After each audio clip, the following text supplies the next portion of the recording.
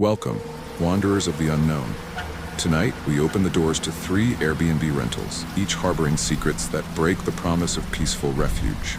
Behind unassuming walls, chilling truths lie in wait. Stay if you dare, but remember, every key you turn could unlock something far darker than a mere vacation. Oliver booked the house on Hemlock Street for a brief weekend getaway. He craved seclusion, time to catch up on reading and detach from the daily grind. The listing showed a quaint, 2-story colonial home surrounded by tall hedges, offering privacy and a picturesque view of a quiet residential block. Upon arriving, Oliver felt a slight nagging sensation. Perhaps it was the ancient facade or the heavy hush that clung to the air. Despite a sunny sky, the property exuded an unspoken gloom.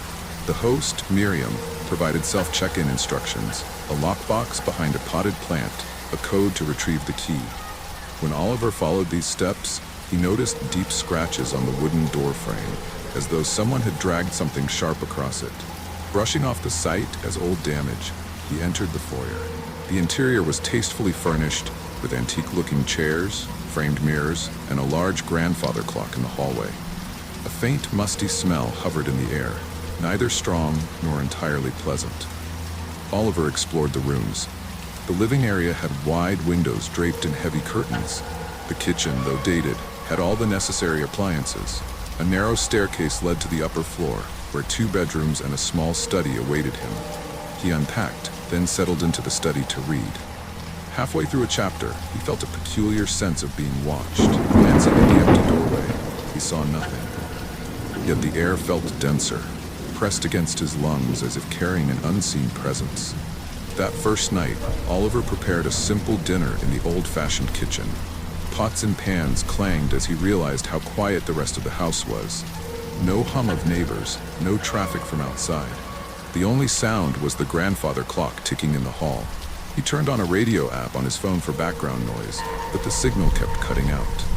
Annoyed, he ate in near silence. When he finally climbed the stairs to retire to bed, the faint squeak of a floorboard behind him made him stop. Spinning around, he saw nothing. His nerves buzzed. Around midnight, half asleep, Oliver stirred to a gentle creak outside his bedroom door. The overhead light was off, leaving the room illuminated only by moonlight seeping through the window. He strained to identify the source of the sound. Then came a soft rattle, like someone testing the doorknob. Heart pounding, Oliver flicked on the lamp. The door was closed. Footsteps, or something resembling them, seemed to retreat down the corridor. Gathering courage, he opened the door, only to find the hallway empty. The old grandfather clock still ticking in measured intervals. The next morning, Oliver rationalized the night's events as nothing more than an overactive imagination. The day passed quietly. He ventured out for groceries and returned in the afternoon, determined to enjoy his last night. The host had left a note on the kitchen counter. If you hear strange noises, don't be alarmed. This house is old and loves to talk. Oliver wondered why she hadn't mentioned that detail before. As dusk approached, a thunderstorm rolled in. Rain pelted the windows, thunder growled in the distance. Oliver settled on the couch, reading by lamplight. Suddenly, the overhead fixture flickered, and the lamp dimmed, restoring after a few seconds. The storm's effect, he told himself. Yet each flash of lightning seemed to reveal something skittering in the corners of his vision. A movement near the base of the stairs, a flicker by the drapes. Each time he turned his head to look, the room was still. When the thunder peaked, Oliver stood to close the curtains. A lightning flash illuminated the hallway. In that moment, he saw a figure standing by the grandfather clock. Taller than a person should be, wearing old-fashioned attire and peering into the living room. Oliver's breath caught in his throat, and as the light receded, the figure vanished.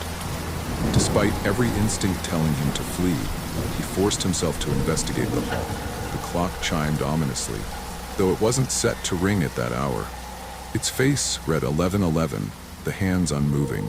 The air felt colder near the clock. Oliver pressed his palm against the wooden casing. An odd, trembling sensation vibrated through the wood. He glanced around for any sign of intruders. The front door was locked, the windows sealed.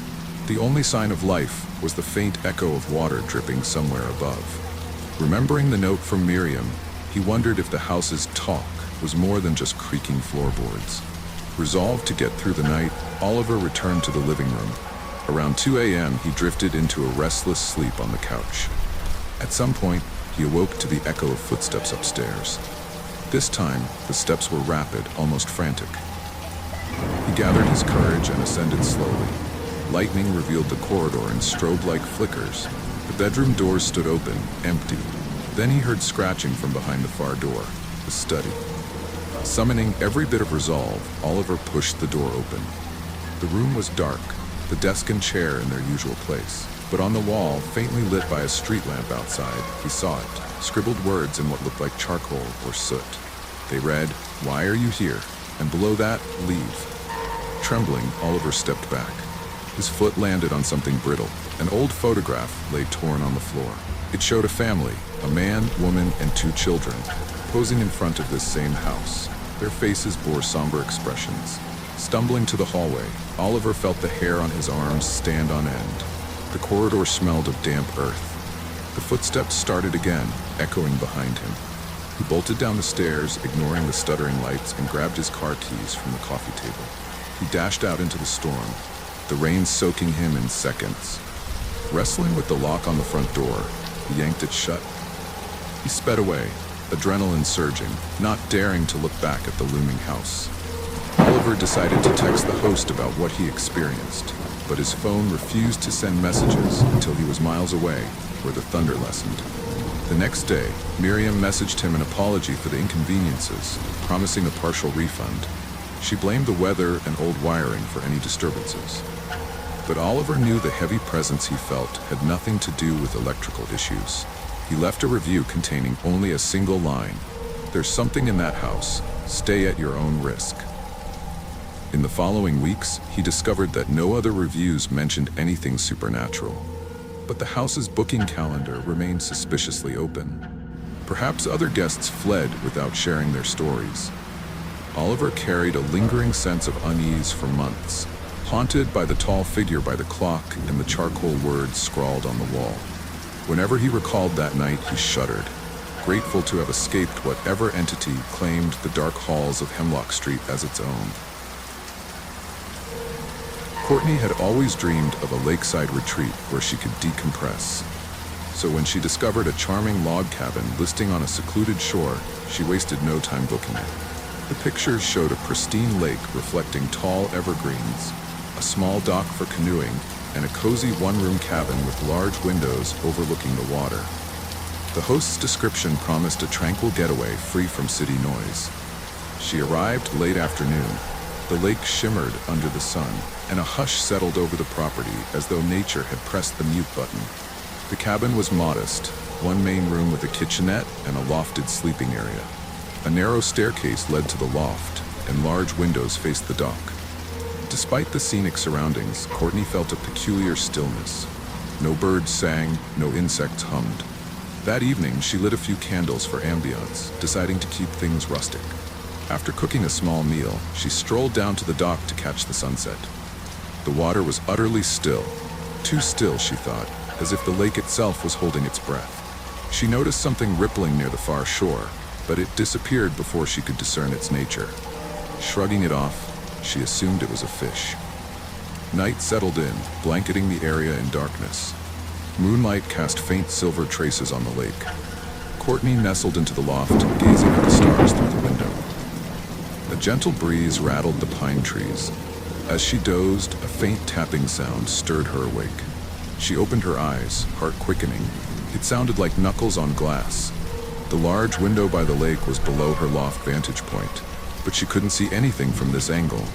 The tapping persisted, measured and soft.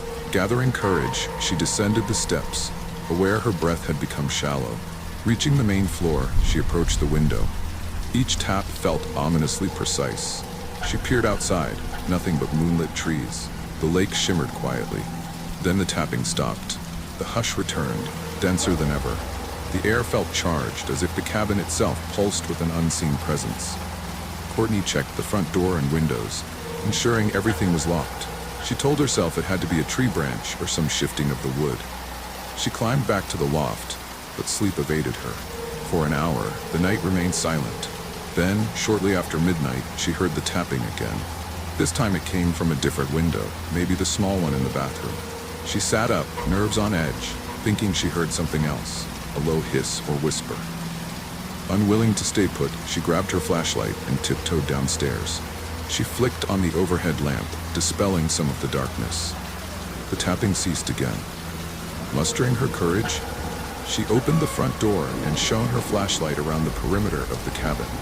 A ring of tall pines encircled the property. No visible sign of anything out of place, no footprints, no fallen branches. Yet the stillness felt oppressive, as though the forest watched her. She woke the next morning feeling uneasy, but determined not to let her nerves ruin the trip. The day brought sunshine, a stark contrast to the uneasy night. Courtney paddled a canoe out onto the lake, seeking the center for a panoramic view of the cabin. Drifting on the water, she glanced back at the property and shuddered. From the distance, the cabin looked lonely, overshadowed by massive trees. She realized she still heard no bird calls, no splash of fish. It was as if the area existed in a vacuum. Midway through her paddle, she spotted an odd shape near the opposite shore. Some warped figure crouching between the trees. Alarm shot through her, and she paddled closer, curiosity battling caution. But the shape slipped away into deeper shadows.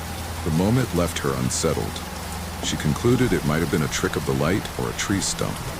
Yet the memory of its hunched form lingered. Late that afternoon, she considered leaving early, but pride kept her from fleeing. She decided to remain one more night, convinced that perhaps her imagination had run wild in the silence. She spent the evening reading, trying to ignore the creeping sense of dread. A sudden thought occurred to her. She had no phone signal. The listing had mentioned spotty coverage but not complete dead zones.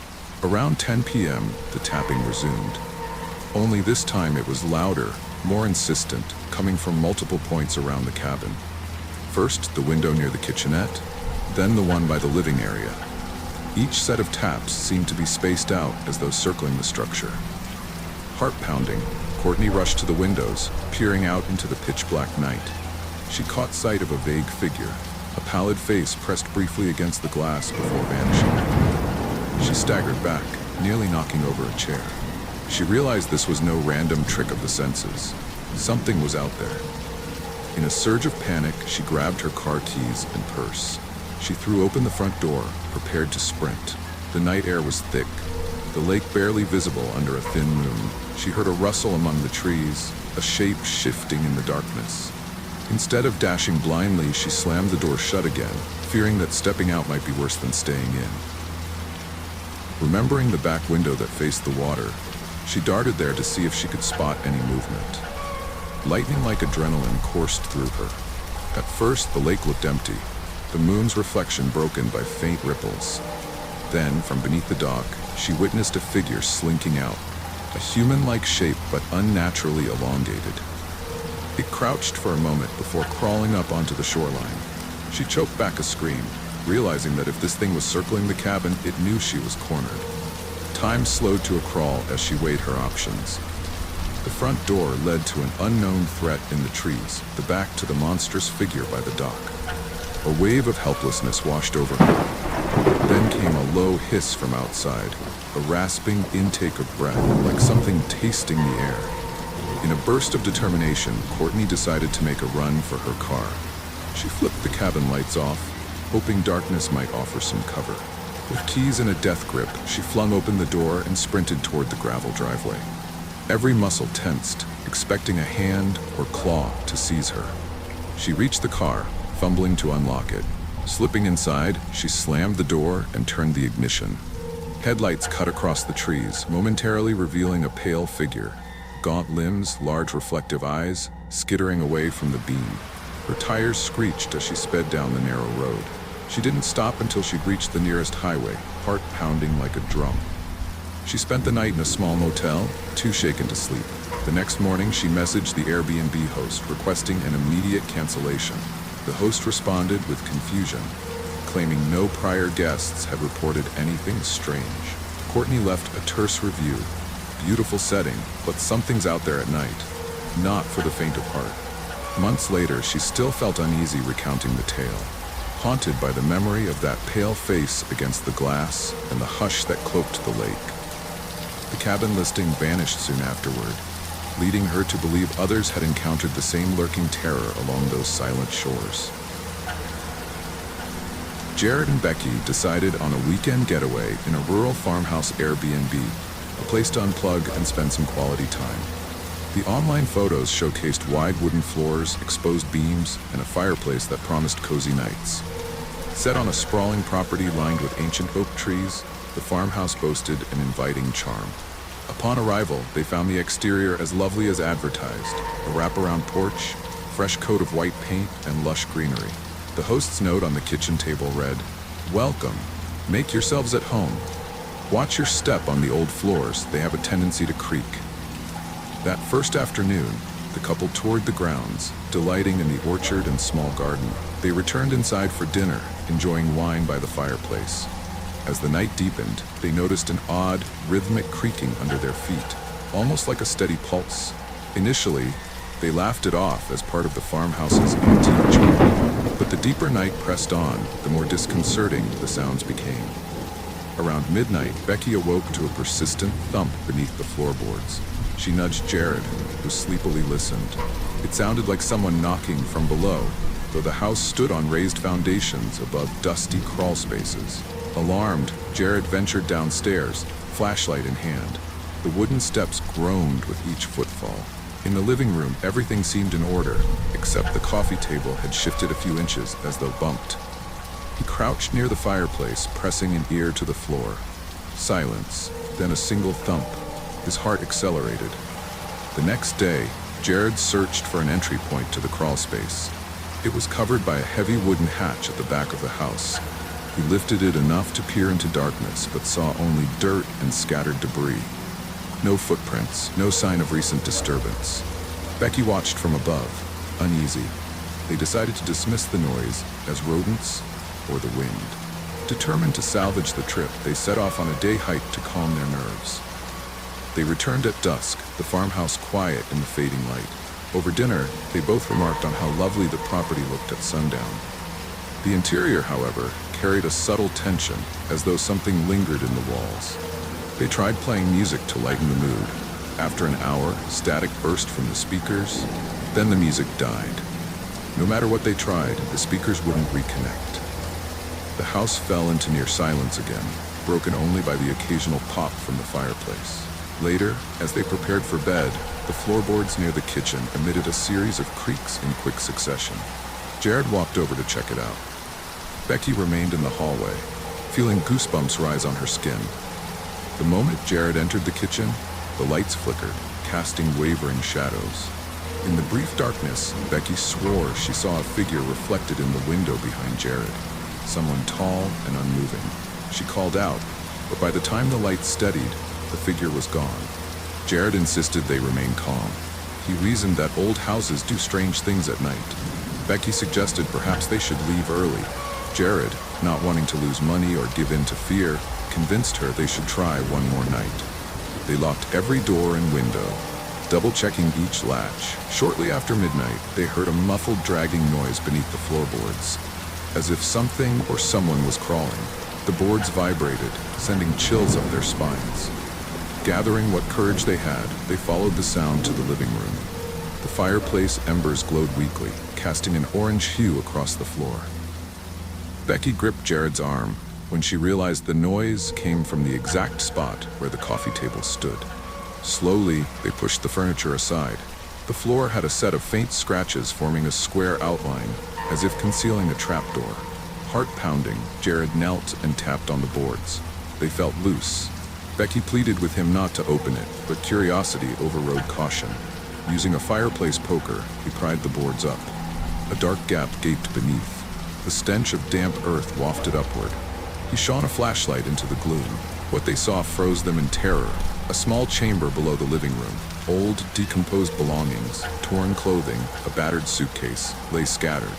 And in the corner, a wooden rocking chair faced the wall. The seat rocked ever so slightly, as though recently occupied. Becky covered her mouth, tears brimming in her eyes. Jared swallowed, forcing himself to look closer. On the dirt floor, footprints circled the chair, some fresh. They extended toward the underside of the foundation, where a crawl space presumably led outside. Suddenly, a sharp rap echoed from inside the hidden chamber. The rocking chair jerked, scraping the floor.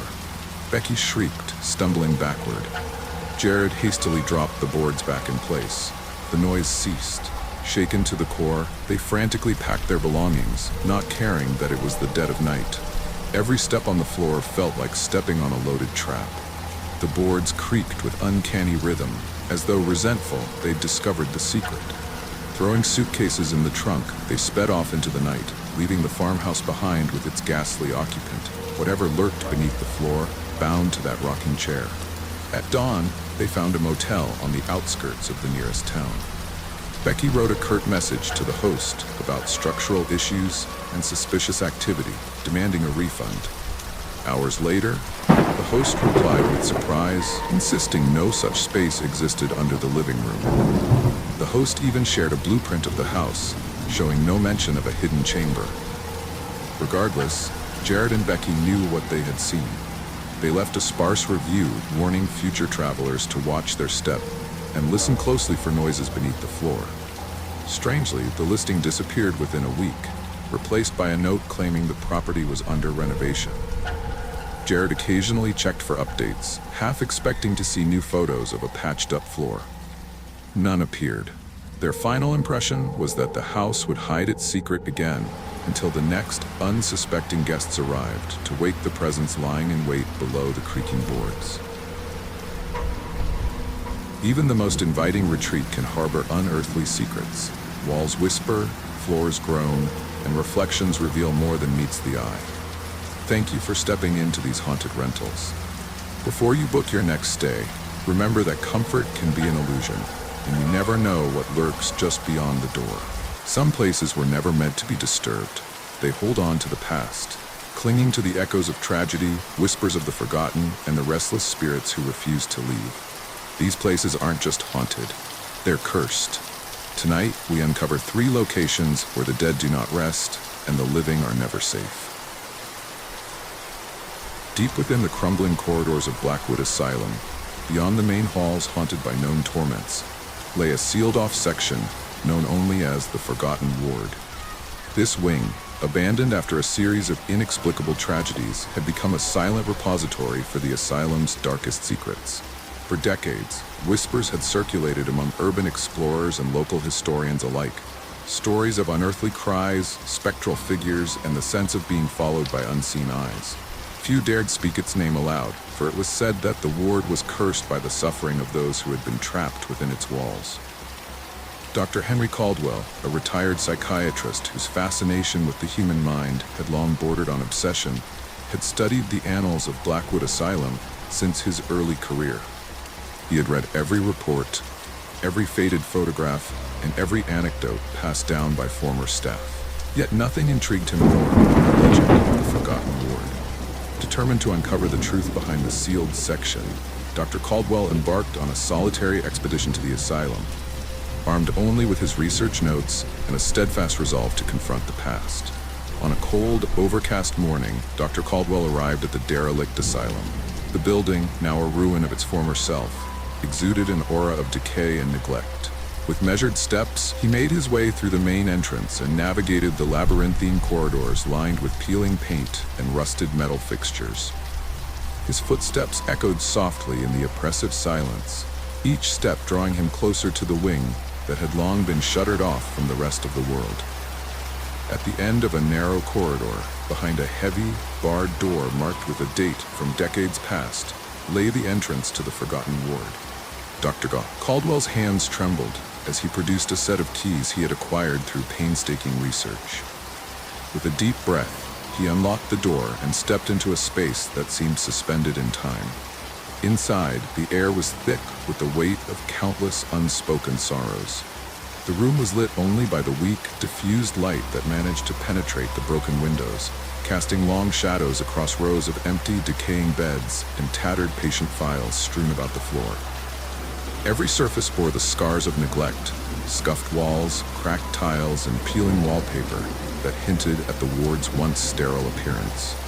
Yet beneath the physical decay, Dr. Caldwell sensed an intangible presence, a residue of anguish and torment that permeated the space. As he walked slowly through the desolate hall, his mind wandered back to the stories he had read. The records described a series of experiments conducted on patients deemed unfit for treatment.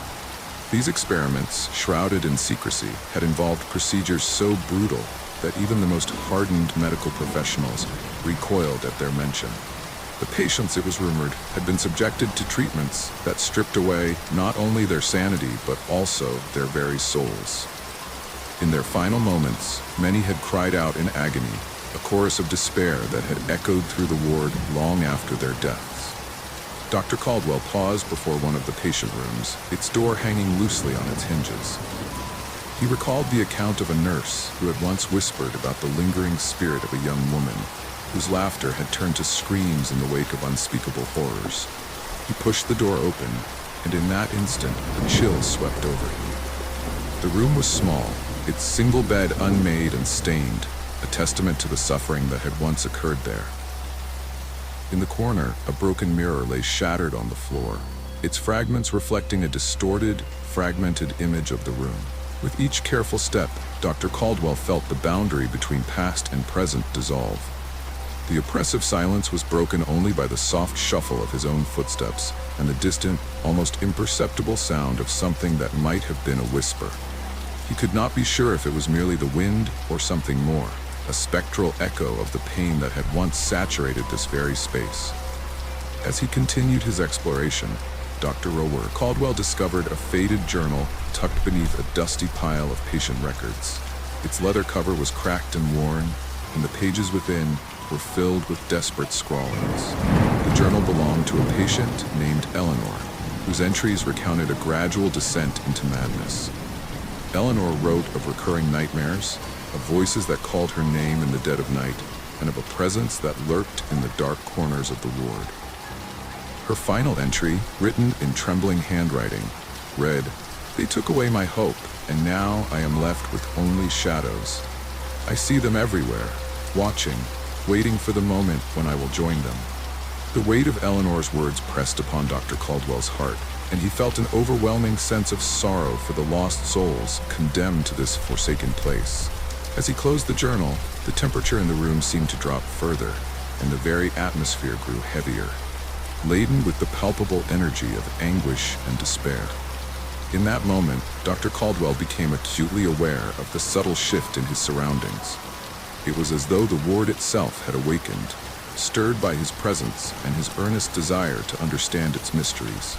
Shadows lengthened unnaturally along the walls, and he could have sworn that a figure moved at the edge of his vision, a fleeting glimpse of a pale, sorrowful face that vanished as quickly as it had appeared. His rational mind struggled to dismiss the vision as a trick of the light, yet his instincts screamed that something otherworldly was at work. Driven by a mixture of trepidation and scholarly curiosity, Dr. Caldwell ventured deeper into the ward. In one small, confined room, he found a series of cryptic drawings etched into the wall. The images were disturbing, abstract, contorted figures that seemed to writhe in torment, interspersed with symbols he recognized from his studies of occult lore. The drawings, created in a frenzied scrawl, hinted at a ritual of desperation, a final attempt by the patients to break free from their suffering. As he examined the markings, a profound sense of melancholy washed over him, as if the very essence of despair had been captured in those lines and curves. Throughout his exploration, Dr. Caldwell documented his findings meticulously, aware that every detail could be a key to unraveling the ward's tragic history. Yet as the hours passed, his initial resolve began to waver. The oppressive atmosphere and the echoes of past torments bore down upon him, and he felt his own mind start to question the boundaries between objective observation and the subjective horrors that the ward invoked. Was it possible that the suffering of the forgotten souls was beginning to seep into his own consciousness? As twilight began to merge with the deepening gloom of night, Dr. Caldwell retraced his steps back to the entrance of the forgotten ward. In the final moments before closing the heavy door behind him, he took one last, lingering look at the room, a silent farewell to the tortured past that resided there. The ward, with its broken remnants and shattered memories, had revealed a harrowing narrative of despair and human cruelty that no amount of scholarly detachment could ever fully erase. Back in the crumbling corridor outside, Dr. Caldwell allowed himself a moment of reflection. The experience had left him with more questions than answers. Questions about the nature of suffering, the resilience of the human spirit, and the ways in which the past can haunt the present. The secrets of the Forgotten Ward were not meant to be understood easily, for they were woven into the very fabric of Blackwood Asylum, a legacy of pain that had transcended time. In the days that followed, Dr. Caldwell shared his findings with a select circle of colleagues and historians.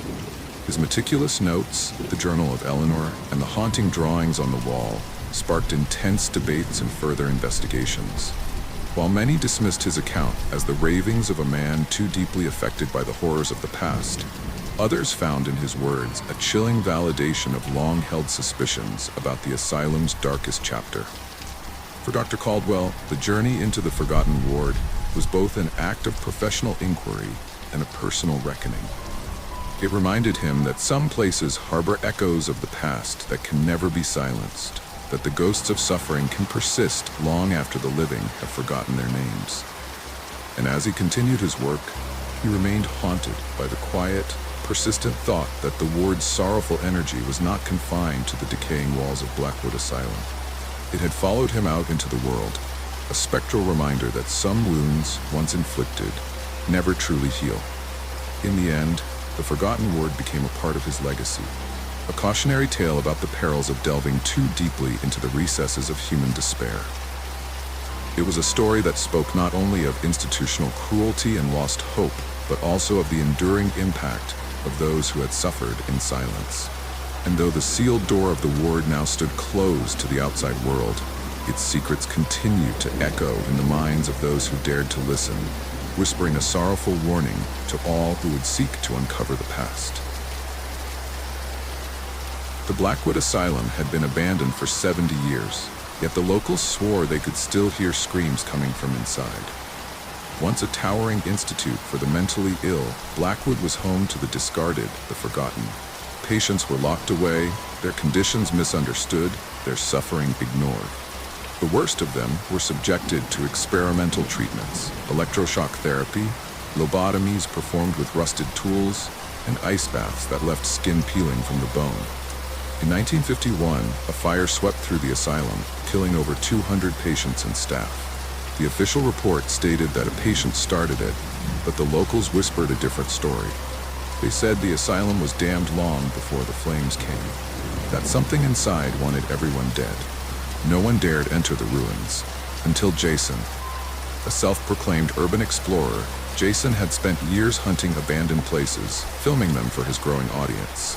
The stories about Blackwood intrigued him. But they weren't real, right? Just folklore? He arrived at the asylum just after sunset. The building loomed over him, its brickwork crumbling, windows like hollow eyes watching his every move. His first steps inside sent dust spiraling into the air. The scent of mildew and decay hung thick.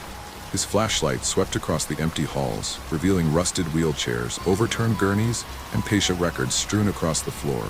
Then he heard it. A whisper. It came from room 306, a notorious cell where, according to legend, a patient had been left alone for years, locked away until she wasted to nothing but bones and screams. Jason swallowed hard and pushed open the door. The room was empty, but his breath turned to mist. The temperature dropped, and then scratching. It came from inside the walls, slow at first, then frantic, desperate.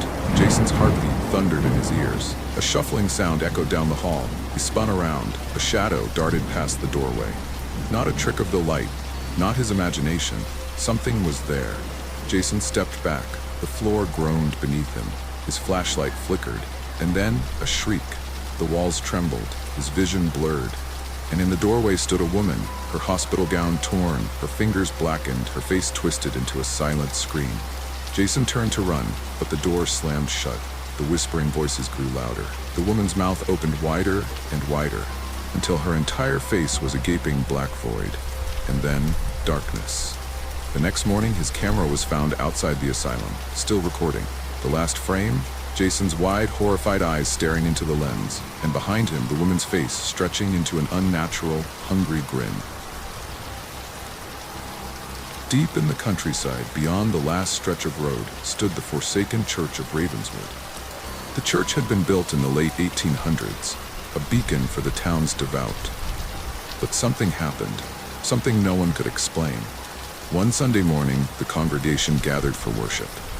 The doors were locked from the inside. No one left. When the town sheriff broke in days later, the pews were filled with rotting corpses, all sitting upright, facing the pulpit. The priest stood at the altar, a knife plunged into his own throat. The church was abandoned after that. But at night, passers-by claimed they heard the organ playing by itself. Lucas and his friends didn't believe in ghost stories. They were young, fearless, and eager to prove the town's fears were nothing but myths. One night, they drove out to the forsaken church with flashlights and cameras. The doors creaked open at their touch.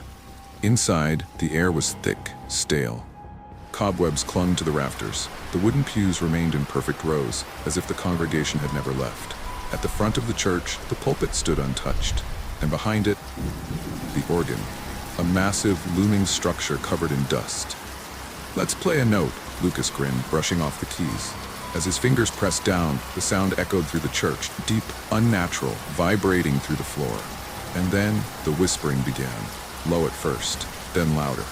Lucas turned to his friends. Their faces had gone pale. They weren't alone. A shadow moved between the pews, slow, watching. And then they saw him, a priest, his cassock covered in stained crimson, his eyes two hollow pits. His head twitched to the side in an unnatural snap. "You shouldn't have come," he whispered. The doors slammed shut. The organ began to play by itself, a hymn, a funeral march. The friends ran, but Lucas felt a hand on his shoulder. He was yanked backward. His scream never left his throat. By the time his friends got outside, Lucas was gone. The only thing left behind was his flashlight, flickering near the pulpit. And the organ? It kept playing, long after they had fled. For years, travelers vanished from the Devil's Hollow Motel, always from room 306. Sophia, a journalist, thought it was just another urban legend. She was wrong. Determined to prove the stories false, she booked a single night in room 306. The motel was old. The walls sagged, the carpets reeked of mildew, but the room itself, perfectly normal, until 3:06 a.m. The mirror fogged over, though there was no heat. And then, writing appeared. "Let me in." Her breath caught. A slow creaking sound came from the closet. It wasn't open before, and standing there, a figure, too tall, too twisted, its limbs bent at the wrong angles, its smile too wide. "You're already inside," it whispered. The motel twisted around her, the walls shifted, the floor stretched, and then she screamed. The next morning, the motel manager knocked on room 306. No response. Inside, the bed was untouched, the room was empty. Only one thing was left behind, a message on the mirror. "She let me in." Some places should remain forgotten. Some doors should never be opened. Because once you step inside, you may never find your way out. Sleep well, if you can. Step aboard into the unknown skies. Tonight, we present 3 unsettling journeys where cabin lights flicker and the seatbelt sign demands more than mere compliance. Each flight defies logic, forcing even the bravest traveler to question what truly rides alongside them. Fasten your seatbelts. These stories soar beyond the edge of fear.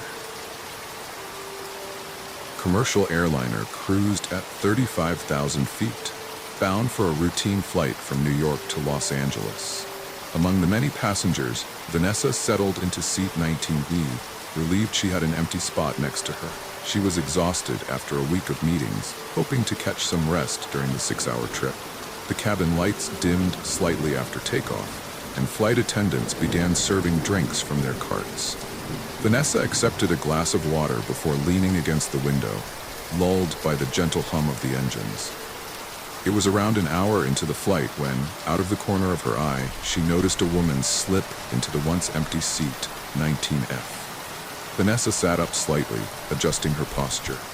She hadn't seen the newcomer board the plane, nor had she seen anyone walk down the aisle recently. But there the woman was, pale complexion, dressed in outdated clothing, and staring straight ahead. Vanessa offered a polite hello, but the woman gave no response. Vanessa felt a creeping unease. Something about the woman's attire stood out. A faded light blue dress with a pattern that looked decades old, scuffed black flats, and hair pinned in a vintage style. She seemed disconnected from her surroundings, barely blinking. Vanessa tried to brush off the odd feeling, attributing it to simple jet lag and a vivid imagination. She leaned back again, turning her gaze to the movie playing on the tiny screen before her. Minutes passed in silence. Then, unexpectedly, the plane jostled through mild turbulence. The seatbelt sign blinked on, and the captain's voice apologized for the rough air. In the brief commotion, Vanessa glanced over once more, only to realize the seat next to her was empty again. She frowned. Had the woman moved Rose? Possibly, but Vanessa hadn't seen her leave. A sense of disquiet nagged at her. She pressed the call button, asking a passing flight attendant if someone had been seated in 19F. The attendant confirmed it was listed as empty on the manifest. Perhaps the occupant had taken a bathroom break or switched seats with someone else. The explanation seemed plausible enough, yet Vanessa couldn't shake off the tension that gripped her. The flight continued uneventfully for a short while. Cabin lights dimmed further as passengers tried to sleep. Vanessa closed her eyes, attempting to rest. She wasn't sure how much time passed when she heard a quiet murmur. She opened her eyes to see that the pale woman was back in seat 19F, shoulders rigid, staring straight ahead. Vanessa's pulse quickened. She studied the woman's face. Her skin appeared almost translucent in the dim cabin glow, and her eyes seemed fixed on some distant point. Fear flickered through Vanessa. She was certain no one had walked by. She considered speaking, but the woman's eerie stillness rooted her in place. Then, without warning, the pale figure turned to Vanessa, her eyes locking onto her seatmates. For a moment, no words passed between them. The woman's lips parted slightly, as if she wanted to speak but couldn't. Vanessa whispered hello again, voice trembling. The woman responded in a barely audible tone, "Are we almost there?" The question seemed oddly childlike, not matching the lines on her face. Vanessa tried to swallow the knot in her throat, replying softly that they still had several hours of flight left. The woman's expression remained blank. She turned forward again, focusing on nothing. After a few minutes of tense silence, she stood abruptly, stepping into the aisle. Vanessa blinked, and seat 19F was empty again. Baffled, Vanessa unfastened her seatbelt and peered down the row. The woman was nowhere in sight. Curious and frightened, she quietly approached one of the flight attendants at the galley. She described the unsettling appearances and disappearances of the pale passenger. The attendant's brow furrowed, scanning a passenger list on a tablet. "I'm sorry," she said. "No one is assigned to that seat. Could it be someone from another row coming to talk to you?" Vanessa shook her head emphatically. The attendant tried to reassure her, suggesting it might be a case of mild sleep deprivation or the stress of flying. Yet the pit in Vanessa's stomach only grew. She returned to her seat, wide awake, determined to watch seat 19F for the remainder of the flight. For an hour, she stayed vigilant, eyes flicking from her screen to that vacant seat. Exhaustion tugged at her, but fear kept her alert. Around halfway into the flight, the plane encountered heavier turbulence. The cabin lights dimmed again at the captain's order, casting the interior in an unsettling half-glow. Through the jolts, Vanessa spotted movement beside her. The woman had returned, strapped in, hands gripping the armrests. Her lips moved without sound, as though she were praying or mouthing words. Vanessa's heart hammered. The woman's profile revealed tears glinting under the faint lights. Mustering courage, Vanessa quietly asked, "Can I help you?" The woman's trembling lips formed one phrase, "I'm sorry." Then she turned to face Vanessa directly, and for the first time, her features appeared broken, sorrowful, aged by decades of regret. Vanessa felt tears prick her own eyes, struck by an overwhelming sense of empathy despite her fear. She asked the woman's name. The response came in a hushed whisper, almost inaudible above the drone of the engines. "Evelyn." With a shaky voice, Vanessa asked if she needed something. Evelyn blinked slowly, tears continuing to slip down her pallid cheeks. Then, as if responding to an unspoken signal, Evelyn unclasped her seatbelt and stood. Vanessa reached out instinctively, wanting to stop her. But in the next blink, the woman was gone. No figure, no trace of movement in the aisle. Panic flooded Vanessa. She pressed the call button again. Another flight attendant arrived, but when Vanessa tried to explain, her words sounded absurd even to her own ears. The attendant gently suggested she return to her seat. Looking around, Vanessa noticed a few passengers eyeing her with concern, though most remained asleep or engrossed in their headsets. Eventually, the flight stabilized, and the overhead lights brightened slightly for breakfast service. Vanessa, too afraid to sleep, scanned the cabin for signs of the mysterious passenger. No sign. The plane made its final descent into Los Angeles under a brilliant sunrise. Vanessa disembarked, shaken and doubtful of what she'd experienced. She lingered by the gate watching each passenger exit. No one resembled a pale woman in vintage clothing. Days later, consumed by curiosity, Vanessa researched flight incidents. She discovered an article describing a crash decades ago, a plane traveling a similar route that never reached its destination. Among the listed casualties was a certain Evelyn R., seat assignment unknown. The revelation struck her like a blow. Had she encountered the restless spirit of someone who never completed their journey? Even after returning to her usual life, Vanessa couldn't step onto another flight without recalling the sorrowful eyes and whispered apology of the passenger in seat 19F. Ronald was a frequent flyer, shuttling between cities as a traveling consultant. After years of air travel, he prided himself on being unfazed by delays and turbulence. He boarded Flight 517 from Chicago to London in a calm, methodical manner. Just another transatlantic trip. The cabin was modern, each seat equipped with personal screens and USB chargers. Settling into 26A, Ronald took out his laptop, intending to finish a presentation during the 7-hour journey. The plane pushed back from the gate on schedule, ascending into a dusky sky. Ronald busied himself typing notes, paying little attention to the safety briefing. Once the seatbelt sign switched off, he relaxed. About an hour in, dinner service began. He politely declined, preferring to focus on his work. The hum of conversations around him blended with the gentle roar of the engines. Then, without warning, the plane shuddered. Turbulence rattled trays, and the overhead bins trembled. The captain came on the intercom, instructing everyone to buckle up. Ronald did so, momentarily closing his laptop. The turbulence grew more intense, jolting the plane. Lights flickered, and a few passengers gasped. Ronald felt his stomach drop, a sudden wave of vertigo hitting as though the aircraft plunged downward. Just as quickly, the shaking subsided. Cabin lights stabilized. People exchanged nervous glances, but relief spread through the aisle. Ronald exhaled, resuming his work. He checked his watch, only to notice it had stopped, the second hand frozen in place. Confused, he tapped the glass face, but it refused to tick. He glanced at the screen on the seatback in front of him. The flight map glitched, showing a blank white space where an image of the Atlantic should have been. The overhead reading lamps flickered again. Moments later, the plane's intercom crackled with static. Ronald tensed, expecting an announcement. Instead, an odd whisper crackled, barely forming coherent syllables. The cabin crew exchanged puzzled looks. Finally, the captain's voice broke through, sounding distant and strained. Folks, we're experiencing a minor instrument error. Please remain calm." The sentence tapered into static. Passengers stirred anxiously. Ronald tried to calm himself, rationalizing a system glitch. Yet something felt fundamentally wrong.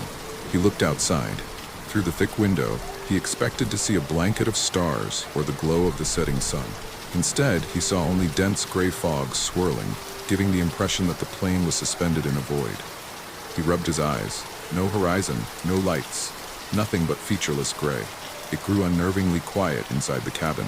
The usual hum seemed distant, muffled. Ronald noticed the passenger across the aisle fiddling with a phone, but the screen refused to light up. Overhead televisions displayed error messages or static. Even conversation seemed subdued, as if the air had thinned and each voice was swallowed by emptiness. The seatbelt sign blinked on and off erratically. A flight attendant tried to move down the aisle, but her cart wheels squeaked with a jarring echo. Ronald overheard her murmuring something about the flight clock being stuck. Another traveler, an older gentleman in 27C, stood up, rummaging through the overhead bin for a watch. He announced that his watch, too, had stopped. Others confirmed the same phenomenon. Time itself seemed stalled. Minutes, or perhaps hours, crawled by without clarity. Passengers whispered theories. Electrical malfunction, electromagnetic interference, a bizarre storm. Ronald tried his best to hold on to logic. He asked a flight attendant for an update. She admitted the pilots were working to reestablish navigation data. The plane was on autopilot, but coordinates appeared frozen. No one knew precisely where they were.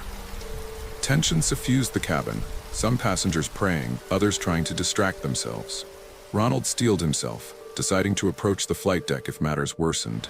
The quiet weighed heavily, almost physical. Then, a sudden jolt rocked the plane again, throwing items from trays. Oxygen masks dangled overhead, not yet deployed. Ronald gripped his armrests as the plane lurched left, then right, like a boat adrift on a tumultuous sea. Through the window, the gray fog thinned momentarily, revealing shapes. Ronald pressed closer to the glass. He glimpsed what seemed like another airplane drifting parallel to them, lights flickering. It looked outdated, with old propellers or engines from a bygone era. Then the fog thickened, obscuring everything. Heart pounding, he wondered if he'd hallucinated it. The cabin lights dimmed. In that semi-darkness, a voice crackled over the intercom. It didn't sound like the captain or any crew member Ronald recognized. Flight, lost, help. The words came in disjointed bursts, layered with static. Some passengers screamed, others tried calling out for flight attendants. Then the voice vanished, replaced by silence. At length, the plane steadied. The overhead lights flickered to normal brightness. The seatback screens rebooted, showing a flight path again. Ronald's watch gave a single tick, resuming time as if nothing had happened. Murmurs of relief swept the cabin. People scrambled to check phones, which now displayed partial functionality or correct times. The captain's voice, steady this time, came through clearly. "Ladies and gentlemen, we experienced an unexpected weather anomaly. Our instruments are functioning again, and we are on course for London. ETA is approximately 5 hours. We apologize for the inconvenience." He spoke with an uneasy edge, as though even he lacked an explanation for what occurred.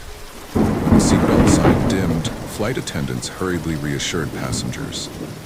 Ronald, relieved, felt sure something more profound had transpired.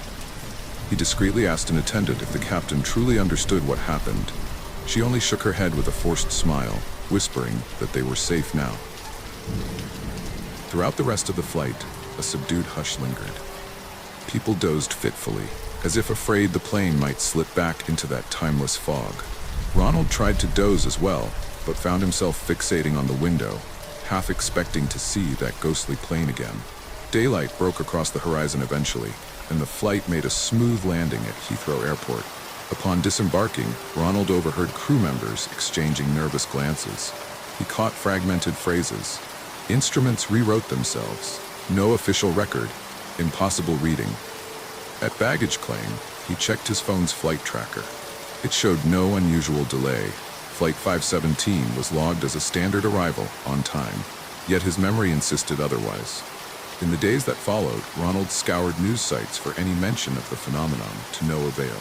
He discovered old tales of time slips or aircraft vanishing, reappearing hours or days later. None matched his exact experience. He moved on with his schedule, booking subsequent flights, but never fully forgetting how one plane soared into a realm where time faltered and sense unraveled. Some nights, he dreamt of that spectral aircraft, drifting in silent formation alongside them, trapped in an endless loop of lost moments. And though he continued to fly, Ronald always carried an undercurrent of dread, scanning the horizon for any sign of creeping gray fog. He couldn't help but wonder, did a small fragment of their flight remain stuck in that pocket of emptiness, echoing forever among planes that never found their way home? Marisol, a veteran flight attendant, had seen it all, or so she believed, through her many years of flying. She relished the open skies and meeting travelers from every corner of the world. But on a routine flight from Tokyo to San Francisco, she experienced something so disturbing, it left her forever wary of the hush that sometimes settles in a cabin. It was a red-eye flight, departing Tokyo well after midnight. Most passengers boarded quietly, weighed down by exhaustion or subdued by the late hour. Marisol performed her usual checks, welcoming everyone with a practiced smile, ensuring they followed seat assignments. As the plane took off, she noted the unusually small crowd. Barely half the seats were filled. The overhead bins closed effortlessly. The aisles were spacious. An hour into the flight, she began her service. The cabin felt oddly subdued. Even the mild engine drone seemed muffled, as though the plane were flying through a cocoon of silence. Passengers dozed or stared vacantly. Not a single request for additional blankets or drinks. At first, Marisol considered it a blessing, an easy shift, but she soon sensed a disquieting undercurrent. The cabin was too quiet, with an almost stifling stillness pressing at her ears. She approached row 12, noticing an older man sitting rigidly, eyes fixed forward. Politely, she asked if he needed anything. He offered a weak nod, but no words. Marisol extended a cup of water, which he accepted with shaking hands. He opened his mouth as though to speak, but seemed unable or unwilling to form words. Concerned, she asked if he felt ill. He said nothing, only nodding slowly again. Disturbed, she continued down the aisle, observing more closely. Multiple passengers displayed similar symptoms. Lips parted, eyes open, but no speech. A middle-aged woman in row 15 clutched a rosary in trembling fingers, staring at the seat back in front of her.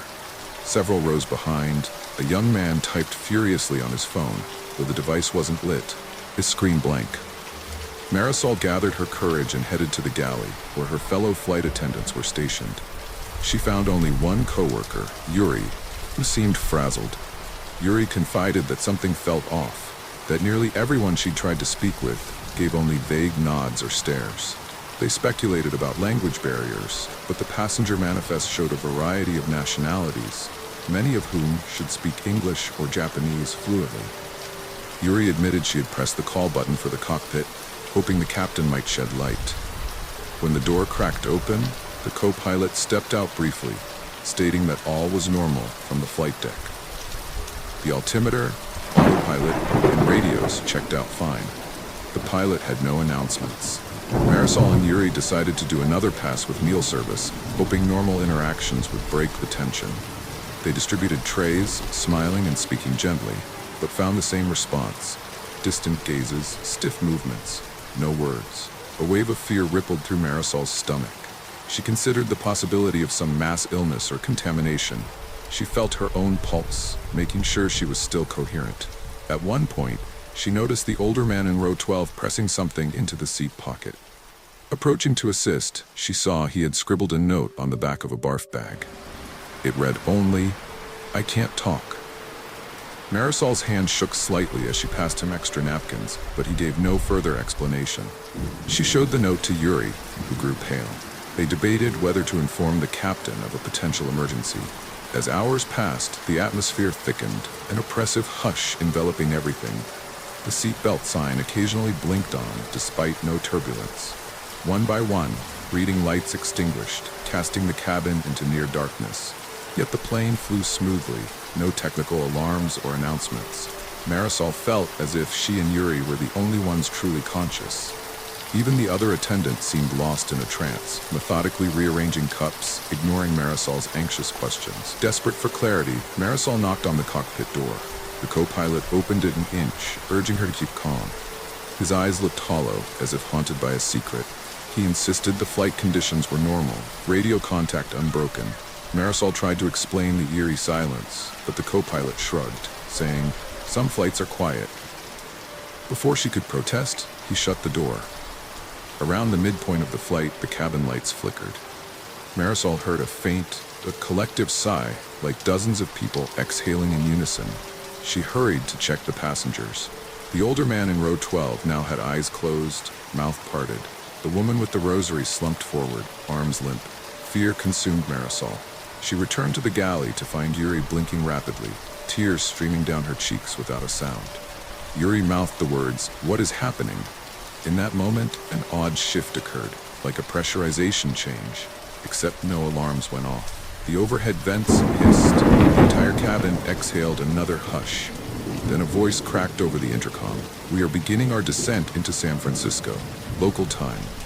The voice paused. Static filled the gap. Finally, it resumed, sounding monotone. "Estimated arrival is 2 hours from now." Marisol and Yuri exchanged looks, knowing the flight should not start descent so early. Minutes later, the screens flickered on with a map display showing the plane near the California coast.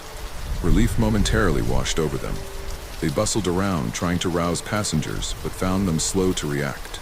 Some stirred as if from deep sleep, others remained statues still. Then the plane jolted with a mild shudder. The captain's voice announced final approach. According to the clock, that was impossible. Too little time had passed. Yet the plane descended, the floor vibrating with the lowering landing gear. Marisol braced for impact. Clouds streaked past the windows. A ripple of awareness broke through the cabin. Some passengers tried to speak, but only muffled sounds emerged. In a surreal flash, the runway lights appeared. The landing itself felt smooth, too smooth for the tension that preceded it. After touchdown, the aircraft taxied to a gate. Outside the window, the tarmac stood empty of ground crews. The terminal lights oddly dim.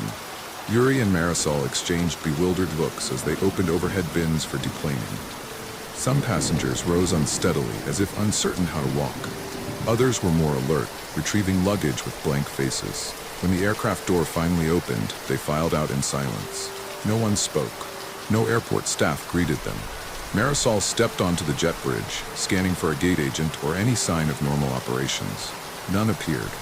Fluorescent lights flickered overhead, but the corridor was devoid of life. Yuri trailed behind, trembling. Together, they followed the passengers into the terminal. Rows of vacant chairs and half-lit monitors stretched on. Doors led to locked shops. It felt like an empty shell of an airport, as if closed long ago. The last passenger disappeared around a corner, leaving the attendants alone. Anxiety roiled in Marisol's stomach. She glanced at an overhead screen.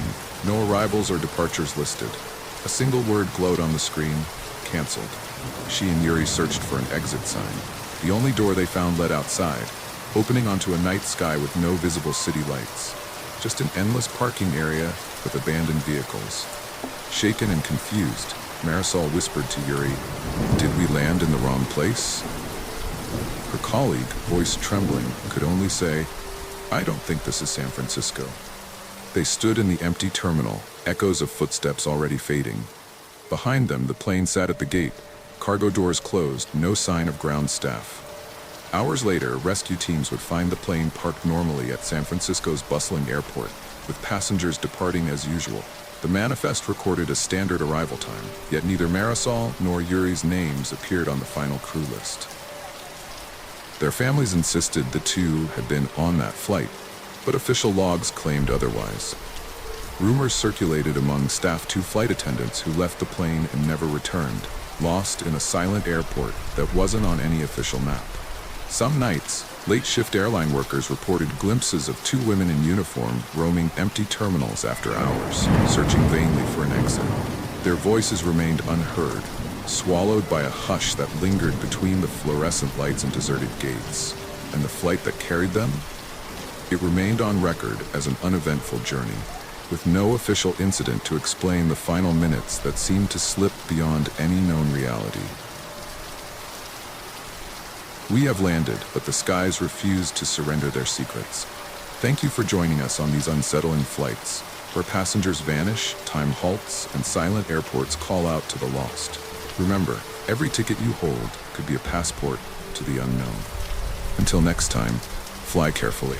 Harriet's eyes flutter open to the slow beep of a heart monitor and the faint scent of antiseptic. She was admitted to St. Germain's Hospital the night before with a nasty case of pneumonia, and the doctors decided to keep her for observation. The room is dark, the curtains drawn, and Harriet feels the stiffness in her limbs from sleeping in a strange bed. She shifts under the thin hospital blanket, wincing at the dull ache in her lungs. She notices for the first time she's not alone. The bed beside her holds another patient, a silent, frail figure clad in a pale blue hospital gown. Harriet wonders how she slept through someone else's arrival. Hospitals are rarely quiet. Nurses come and go, pushing squeaking carts, giving IVs and medications. Yet somehow this patient managed to slip into the room without Harriet waking. She observes the woman carefully. The pale overhead light reflects on gray, wiry hair matted against her skull, and Harriet guesses the woman must be in her 70s. Though the woman's eyes are closed, her lips move in a slow, continuous whisper. Harriet can't make out the words, but the gentle hiss of breath creeps into her ears. It's almost comforting at first, like a soft lullaby. Harriet rolls onto her side, letting herself drift off again. An hour later, Harriet stirs when a nurse comes in to check her vitals. The nurse, a cheerful woman named Pauline, notices Harriet's eyes flicker toward the other bed. With a sad smile, Pauline says, "Don't mind Mrs. Langford. She doesn't talk much, but, well, she's been here quite a while." Harriet's curiosity piques. "What's wrong with her?" she asks, careful to keep her voice low. Mrs. Langford is still whispering, her eyes half-lidded. Pauline hesitates. "She had a stroke. Sometimes she experiences hallucinations. We do our best to keep her comfortable." After the nurse leaves, Harriet tries to get some rest, but the incessant whispering continues. By evening, Harriet feels her fever returning, and a deep cough racks her body. She presses the call button for assistance. By the time a nurse arrives, Harriet's cheeks are flushed and her eyes are watering. The nurse administers medication to help her rest. Harriet closes her eyes, hoping for relief. She drifts to sleep again with Mrs. Langford's whisper echoing in her ears. In the middle of the night, Harriet wakes abruptly. The entire room is unnaturally quiet. No footsteps in the halls, no rolling carts, no chirping monitors. A thick tension presses against her chest. Mrs. Langford is sitting upright in her bed, head turned towards Harriet, though Harriet can only make out the faint outline of the old woman's silhouette against the darkness. Harriet's heart hammers. She notices that Mrs. Langford is no longer whispering. Instead, she's absolutely silent. Harriet tries to calm herself with slow, measured breaths, but there's a prickling along her spine that refuses to subside. A flicker of movement startles Harriet. She sees Mrs. Langford's bony hand rise, beckoning her with a single, crooked finger. The gesture is deliberate, commanding. Harriet wants to look away, but something compels her to meet the woman's gaze. Even in the darkness, she can sense the intensity behind Mrs. Langford's half-glazed eyes. Then the whispering resumes, more urgent than before. Harriet still can't decipher the words, but the sound slithers through her mind, coiling around her thoughts. Harriet panics and scrambles for the bedside lamp. She fumbles, knocking over a plastic cup of water, but eventually finds the switch. The sudden light illuminates the room. Mrs. Langford is still there, perched on the bed's edge, her mouth working through those frantic whispers. Harriet can see the woman's cheeks, sunken and hollow, and her eyes, wide with an unrecognizable emotion. A nurse rushes in moments later, alarmed by Harriet's cries, but Mrs. Langford collapses back onto the mattress, lips sealed. The nurse examines her but finds no change in vitals. She assures Harriet it must have been a dream, an effect of her fever. The next morning, Harriet feels an urge to talk with Mrs. Langford to break the tension that's built up. She gingerly approaches the bed, ignoring the stiffness in her own body. Mrs. Langford's eyes flutter open, focusing on Harriet. For a moment, her lips stop moving. "Do you need something?" Harriet asks kindly, but the old woman returns to her whisper. Harriet leans closer, straining to hear. She picks out a few distinct words. "Gone. They're all gone." Before Harriet can ask more, a strong smell of bleach and cleaning agents wafts into the room. An orderly arrives, politely telling Harriet that they need to sterilize certain areas. Harriet retreats to her bed. Moments later, she notices a patch of something dark on the floor near Mrs. Langford's bed, a sticky, crimson blot. Harriet's pulse quickens when she realizes it looks like blood. The orderly quickly covers it with a mop, offering no explanation. That afternoon, Harriet tries to read a novel to distract herself, but she can't focus. Her eyes keep darting to Mrs. Langford, who sits eerily still. Finally, Harriet works up the courage to approach the nurse's station. "Do you know what's going on with my roommate?" she asks a tired-looking nurse behind the counter. The nurse hesitates, scanning Harriet's chart. "She shouldn't be in that room anymore," the nurse mumbles almost to herself. She passed away last night." Harriet's stomach drops. "What do you mean?" she stammers. "She's in there right now, whispering. She's alive." But the nurse's face pales. "That's impossible," she whispers. "Mrs. Langford passed on around 2 a.m. A doctor and 2 nurses confirmed it. She was transferred to the morgue." Fear grasps Harriet's throat, making it difficult to breathe. Without another word, she rushes back to her room. The bed next to hers is empty, sheets stripped. A faint odor of disinfectant still lingers, and there's a faint outline on the mattress where someone had been lying. Harriet's heart pummels her ribs. She turns, half expecting to see Mrs. Langford behind her. But there's no one. Days later, Harriet recovers enough to go home. On her final night in that room, she is too terrified to sleep. Every time she closes her eyes, she hears the soft hiss of whispering. She imagines the silhouette of the old woman beckoning her in the dark. She forces her eyes open and sits up until dawn. As she waits for her discharge papers, Harriet wonders if she truly saw Mrs. Langford, or just an echo of a lost, wandering soul. As she is wheeled out of St. Germain's in a wheelchair, Harriet glances back over her shoulder. For a split second, she thinks she sees a frail figure by the window in the hallway, a shape with gray hair, lips moving in a hushed, ceaseless prayer. Harriet blinks, and the figure is gone, yet the chill in her spine remains. It is a reminder that sometimes the boundaries between life and death grow thin within these sterile walls. And in that hospital room, Harriet can't shake the sense that she witnessed a soul who refused or was unable to depart. St. Christopher's Hospital has stood on the corner of Pine and Elm Streets for nearly a century. In its early days, it served as an asylum for the criminally insane. Rumor has it that a notorious serial killer known as Edgar the Scalpel Moore was briefly held there for psychiatric evaluation before his violent end. Over the decades, the hospital underwent renovations, expansions, and rebranding, leaving behind only whispers of its dark past. But some nights, especially in the older wings, staff members claim they can still hear the echo of footsteps dragging through the halls. Layla, a newly hired night shift security guard, has heard the stories. She always dismissed them as urban legends. She patrols the corridors with a flashlight, checking locked doors and making sure no unauthorized visitors roam the premises.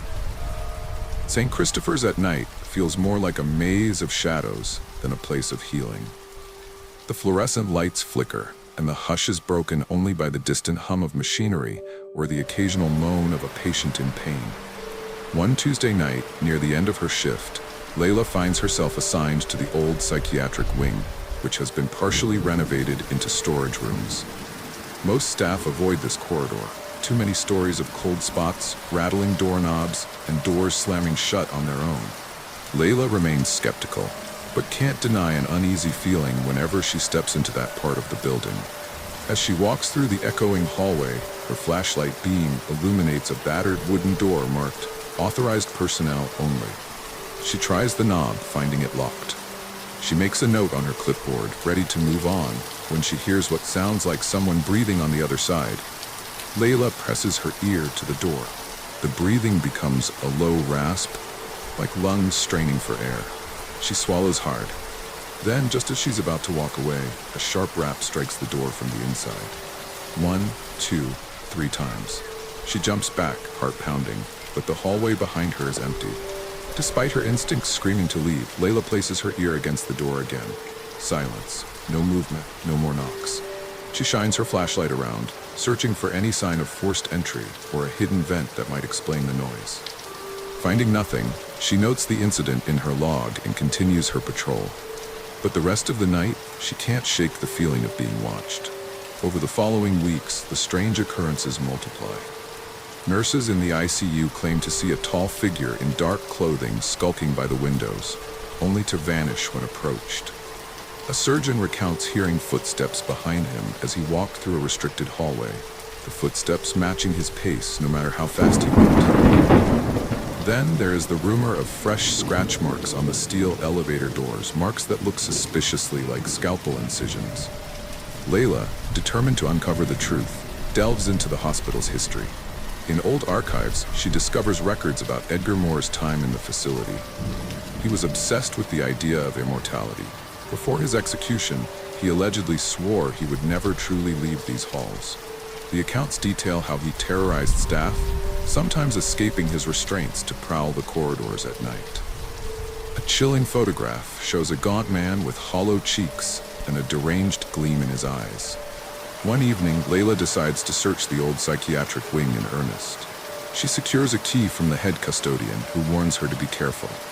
Long-abandoned patient rooms line the corridor, and half the fluorescent lights have burned out. Her flashlight flickers across stained walls and peeling wallpaper. The air is musty, thick with the scent of mold. She calls out, "Is anyone there?"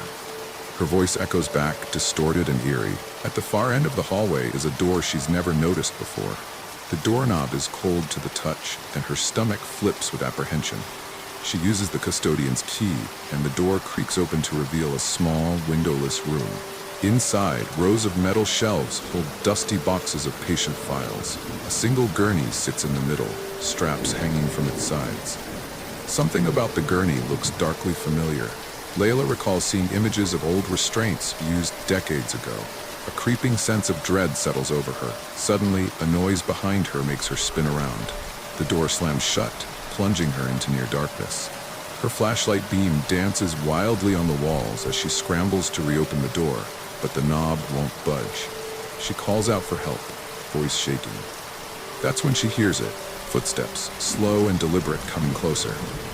Panicked, she points her flashlight in the direction of the sound. A figure stands in the corner, tall, dressed in outdated hospital attire, spattered with dark stains. His eyes are hollow, cheeks sunken.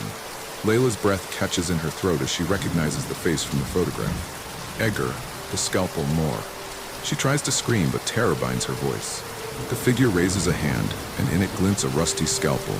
Layla scrambles backward, heart hammering. The ghostly killer takes a step forward, his movement unnaturally smooth, like a puppet on invisible strings.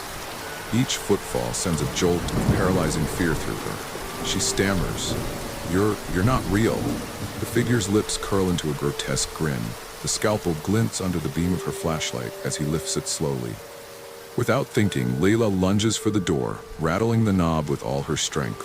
Her shoulder slams against the wood, and it bursts open. She half falls into the corridor, scraping her knees on the linoleum. Pain flares, but adrenaline forces her to keep moving. She dares a glance behind her. The room is empty, as if no one was ever there. But the sense of malevolence lingers like a cloud.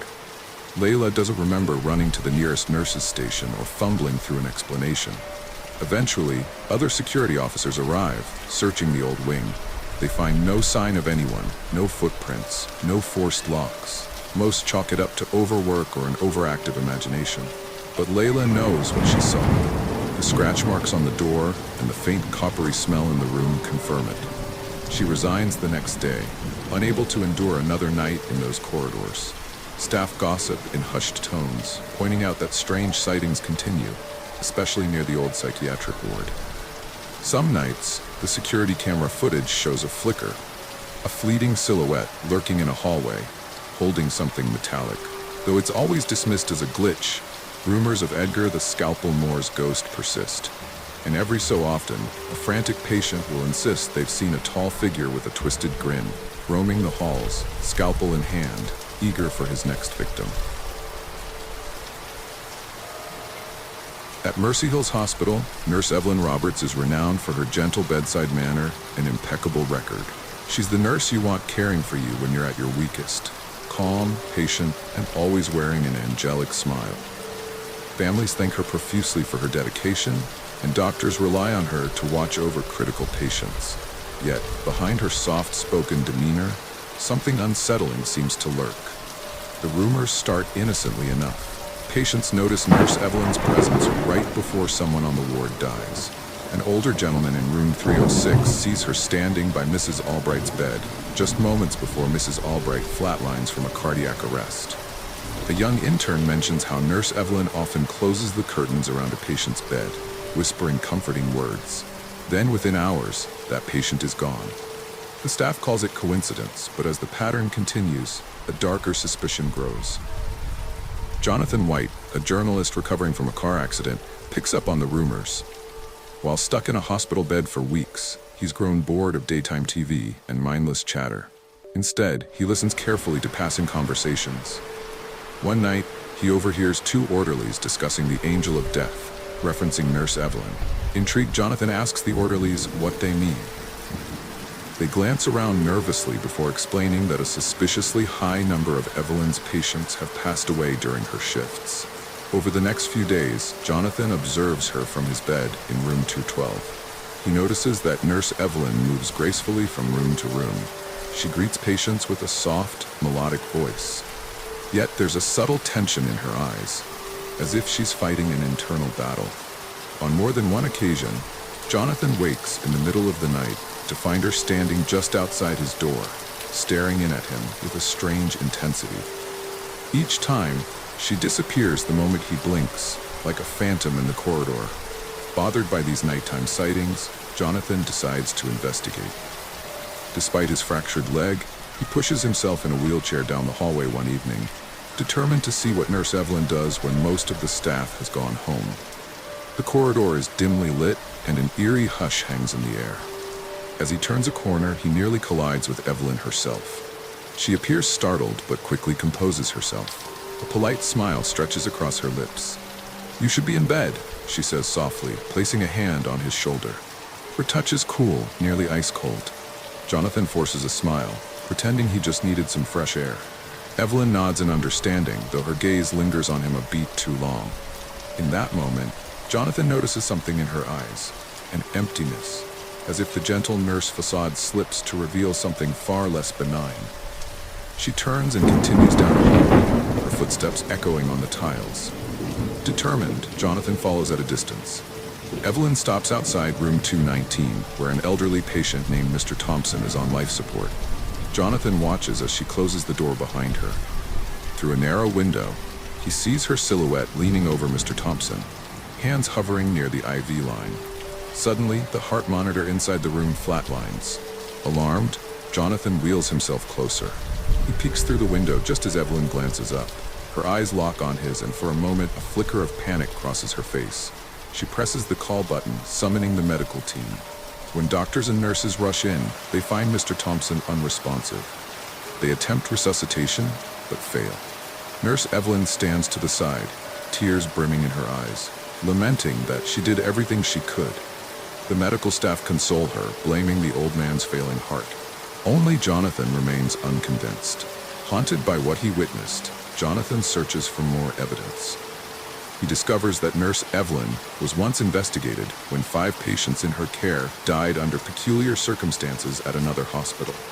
The investigation never found conclusive proof of wrongdoing, and Nurse Evelyn moved on to Mercy Hills with a clean record.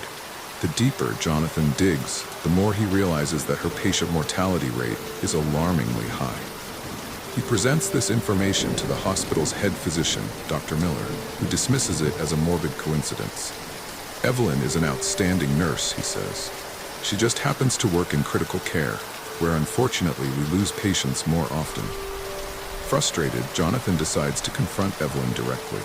Late one night, he positions himself in the hallway outside her usual rounds. The hospital corridor is silent, except for the distant hum of machines. After an hour, he sees her white uniform emerge from a patient's room. She's alone, her posture rigid. Summoning his courage, Jonathan wheels forward and blocks her path. "I know what you've been doing," he says, voice trembling with a mixture of fear and accusation. Her eyes narrow, and for the first time, her angelic smile vanishes completely. In a low voice, she replies, "You have no idea what you're talking about." There is a glint of something predatory in her gaze. Jonathan presses on. "I've seen you. I have records. Your transfer, the deaths, the timing. Why, Evelyn? Why?" For a moment, she looks almost sad. Then her lips curl into a chilling smile. "Some people can't be saved, Jonathan," she whispers. "I help them find peace." A wave of revulsion washes over him. Before he can respond, Evelyn steps closer. She places a hand on the back of his wheelchair, her grip surprisingly strong. Jonathan's breath catches in his throat as he realizes how vulnerable he is in that moment. Suddenly, overhead lights flood the corridor as Dr. Miller and 2 other nurses appear around the corner. Evelyn instantly regains her innocent demeanor, stepping away from Jonathan. They ask if everything is all right. Jonathan tries to speak up, to accuse her, but the words tangle in his mouth. Evelyn's calm expression warns him that no one will believe a half-recovered patient's wild claims. Soon after, Jonathan's doctor arranges for his discharge. Perhaps he's made too much noise, or perhaps Dr. Miller believes it's best if Jonathan recovers elsewhere. As he's leaving, Jonathan catches one last glimpse of Nurse Evelyn in the lobby. She stands by the nurse's station, hands clasped, that serene smile plastered on her face. Yet, Her eyes track him with a silent promise, a promise that if he speaks out, she will find him again. A week later, Jonathan publishes an article online, recounting his suspicions and the eerie details of Nurse Evelyn's patients. The piece goes viral, sparking fear and outrage. The hospital denies any wrongdoing, and an internal investigation is launched. But by the time authorities come to question her, Nurse Evelyn has already resigned. No one knows where she's gone. Some claim to see her in other hospitals, a nurse in white quietly comforting dying patients. Others believe she vanished to avoid prosecution. Still, in the hushed corridors of Mercy Hills, stories linger of an angel of death, robed in white, who ends the suffering of her patients with a lethal mercy that only she understands. And for those who suspect her true nature, a single glance into her cold, unwavering eyes is enough to confirm that evil can wear the most benevolent of smiles, even within the hallowed walls meant to protect and heal.